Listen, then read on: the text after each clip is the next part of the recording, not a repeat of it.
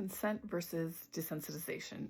Someone left me a comment about this, and of course now I can't find it, but I wanted to make a video about it anyway because I think this is a really important topic. And a lot of times when I talk about touching our cats with consent, then someone will come in and say, oh, it's really important to desensitize your cat.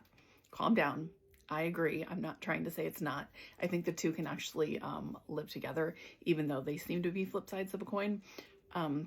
But here's the way that I personally handle it. I think that you have to come from a place of having a very respectful relationship with your cat, where 90% of the time you only touch them with consent. And then you develop routines about touching them in a less consensual way and developing that desensitization. But what I see on the internet is a lot of videos of people slapping their kittens around, touching them all over the place, crazy, overstimulating them.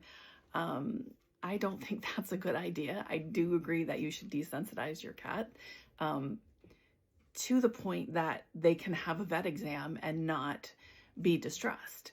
Not to the point that anyone can touch them anywhere at any time doing anything. Like, there's no point in that to me. But it is important that our cats are able to be handled by the vet for routine care, for medication when they need that, and all of those kinds of things. But I think you can handle your cat consensually and also develop a routine of desensitization.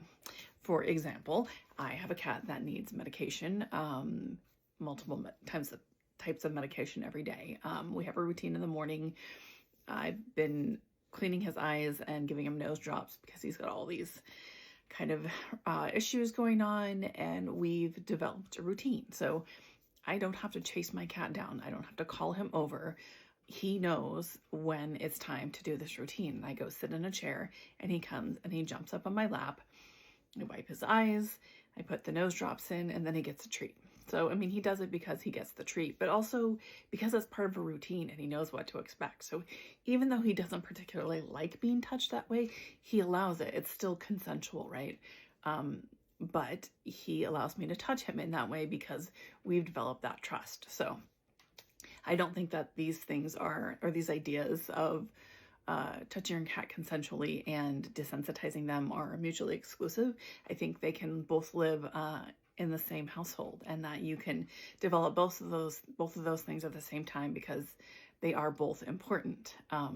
But I think there also is kind of this trend of going a little too far with our cats to prove a point. And I don't think that's necessary. That's not the way that your vet is going to handle them in an exam. That's not the way you're going to give them medication. And so I think it's gone a little overboard, this desensitization trend that's going on. So even as you are desensitizing your cat, I think you still have to be respectful and careful about how you're handling them. So that's how I feel about that.